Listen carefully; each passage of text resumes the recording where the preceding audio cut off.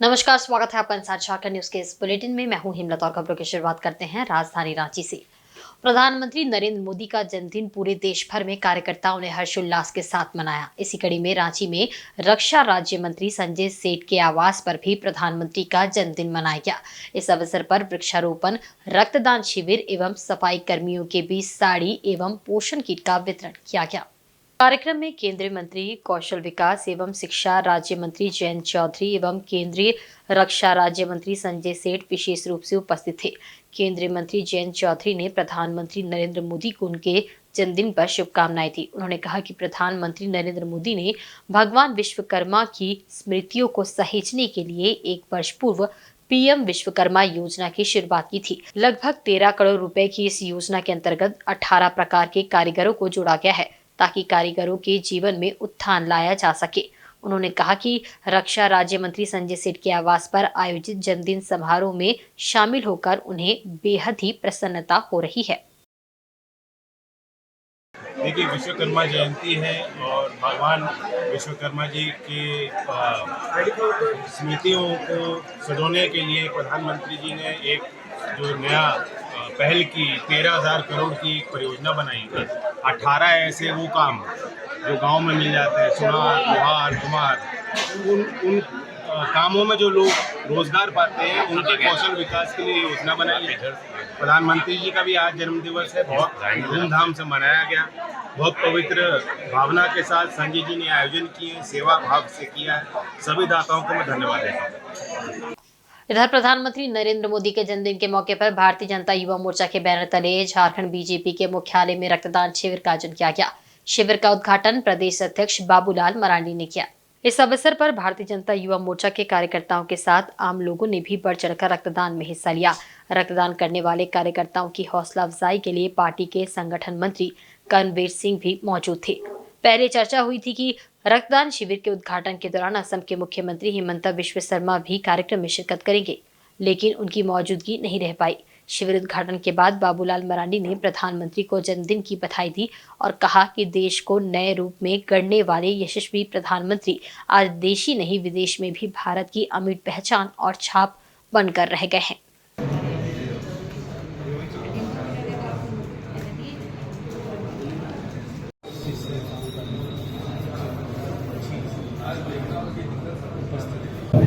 अवसर पर झारखंड की ओर से देश के प्रधानमंत्री आदरणीय नरेंद्र मोदी जी को जन्मदिन के ढेर सारी बधाई शुभकामनाएं। वो स्वस्थ रहे, इस देश को आने वाले 2047 तक भारत को विकसित भारत बनाने में वो हर नींद लगे रहते हैं। उसके लिए उनके स्वस्थ रहना बहुत ही जरूरी है और उनके स्वास्थ्य की कामना करते हैं। और आज युवा मोर्चा के भारतीय जनता पार्टी झारखंड प्रदेश युवा मोर्चा को बहुत बहुत बधाई और धन्यवाद देते हैं कि उनके जन्मदिन के शुभ अवसर पर रक्तदान शिविर का आयोजन किया है, क्योंकि रक्तदान से हम उन लोगों की जान को बचाते हैं जो कभी कभी बड़ा विपदा में लोग रहते हैं, उनके अभाव में लोग। प्रधानमंत्री नरेंद्र मोदी के जमशेदपुर दौरे को लेकर झामुमो प्रवक्ता सुप्रियो भट्टाचार्य ने तंज कसा है। उन्होंने कहा है कि प्रधानमंत्री की यात्रा महज एक चुनावी स्टंट था।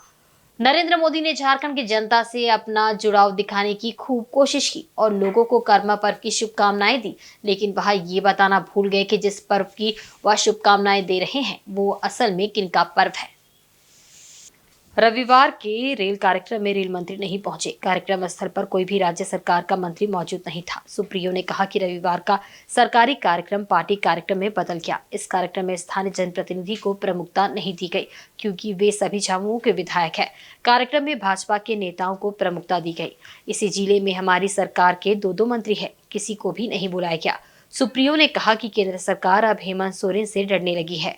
इसका सबूत है रविवार का कार्यक्रम। आज तक किसी ने नहीं देखा कि किसी प्रधानमंत्री ने चुनाव के कार्यक्रम के लिए 130 किलोमीटर की दूरी को सड़क मार्ग से तय किया हो। केंद्र में मौजूद मोदी की सरकार बैसाखी पर टिकी हुई है। हेमंत सोरेन के काम से पीएम इतने डरे हुए हैं कि अब अपनी सभा में वे हेमंत सरकार के कामों की चर्चा कर रहे हैं। झामुमो के केंद्रीय प्रवक्ता ने कहा कि सरना धर्म को लेकर अब केंद्र सरकार ने अपनी कोई भी स्थिति साफ नहीं की है, इस पर उन्हें चर्चा करनी चाहिए। हरियाणा, जम्मू और कश्मीर में होने जा रहे विधानसभा चुनाव का नतीजा स्पष्ट दिख रहा है, सिर्फ औपचारिकता बाकी है। इस राज्य में भाजपा को विधानसभा चुनाव में हार मिलनी तय है। इसी डर से अब भाजपा के कई नेता झारखंड आ रहे हैं। सुप्रियो ने कहा कि रविवार को NH-33 को लगभग 9 घंटों के लिए कैद कर दिया गया था। और जम्मू कश्मीर जो लगभग नतीजा लिख चुका है, केवल औपचारिकता बाकी है, उस डर से लोग अब झारखंड आ गए, क्योंकि महाराष्ट्र में घुस नहीं पाएंगे।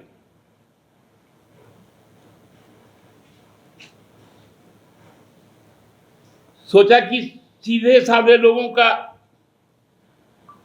टोला है झारखंड, यहां जाके बरगला दो।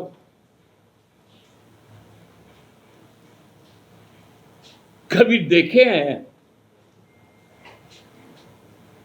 कि कोई प्रधानमंत्री चुनावी सभा के लिए 130 किलोमीटर भागता? हम लोग इसलिए इस बात को कह रहे हैं, किन्हीं के आने जाने पर नहीं, लेकिन चूंकि वो प्रधानमंत्री हैं, उनके काफिले को जो सुरक्षा मिलती है,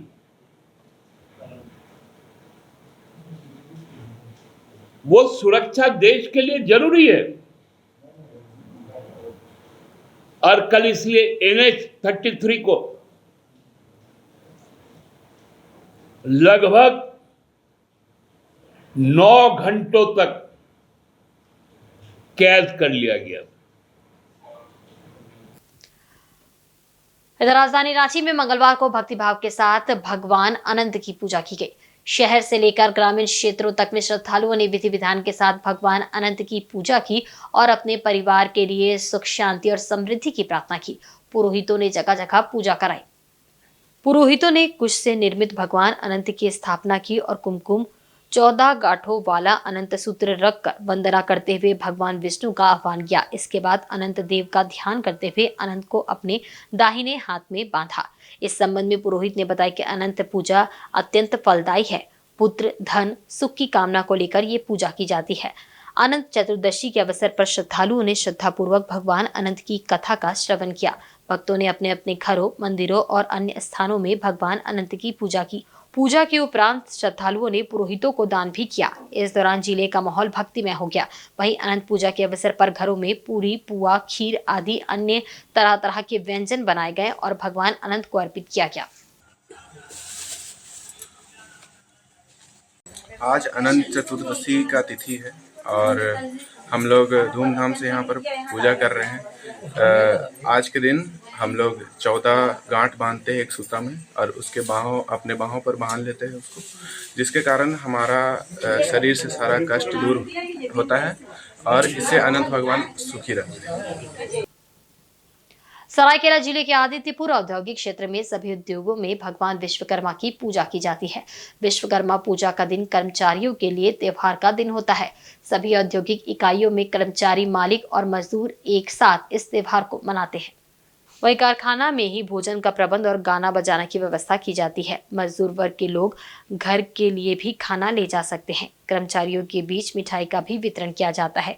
एशिया के ट्रस्टी और ऑटो क्लस्टर के MD SM ठाकुर ने प्रतिष्ठान में पूजा अर्चना के बाद सभी उद्यमियों को विश्वकर्मा पूजा की शुभकामनाएं दी। उन्होंने कहा कि बाबा विश्वकर्मा कर्मों के देवता है। बाबा विश्वकर्मा ने आदिकाल में कई राज्य जैसे हस्तिनापुर, स्वर्गलोक, लंका और इंद्रपुरी आदि का निर्माण किया था। यही कारण है कि इन्हें निर्माण के देवता भी कहते हैं। बता दें कि 17 सितंबर को हर वर्ष विश्वकर्मा की पूजा होती है। इस दिन ऑफिस और कारखानों में भगवान की पूजा होती है। इसके अलावा एशिया अध्यक्ष संतोष खेतान के खेतान उद्योग लघु उद्योग भारती के राष्ट्रीय कार्यकारी सदस्य सह एशिया के पूर्व अध्यक्ष इंदर अग्रवाल की कंपनी सुदीसा फाउंड्री, लघु उद्योग भारती के प्रदेश सदस्य मनोज कुमार की कंपनी ज्योति सेरो टेक्नोक्रेट्स, एशिया महासचिव दशरथ उपाध्याय की कंपनी हिरण्य उद्योग, वरिष्ठ उद्यमी गंगा शर्मा की कंपनी श्रीराम ऑटोमोबाइल आदि में भी संसार के शिल्पी बाबा विश्वकर्मा की पूजा धूमधाम से हुई और कर्मचारियों को इस मौके पर मिठाई आदि बांटी गई। वहीं 1972 में आदित्यपुर औद्योगिक क्षेत्र विकास प्राधिकरण की स्थापना बिहार सरकार की ओर से की गई थी। उस समय यहां सिर्फ 50 उद्योग थे। बिहार सरकार ने इंडस्ट्रीज को बढ़ावा देने के उद्देश्य से AIADA का गठन किया था।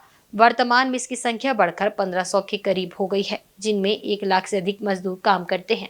विश्वकर्मा पूजा के उपलक्ष्य पर जैसे हर वर्ष होता है वैसा ही सब उल्लास था, लेकिन मौसम के खराब होने की वजह से इतना कंटिन्यू खराब रहा मौसम कि हम लोगों को तैयारी करने में इस बार काफ़ी दिक्कत हुई।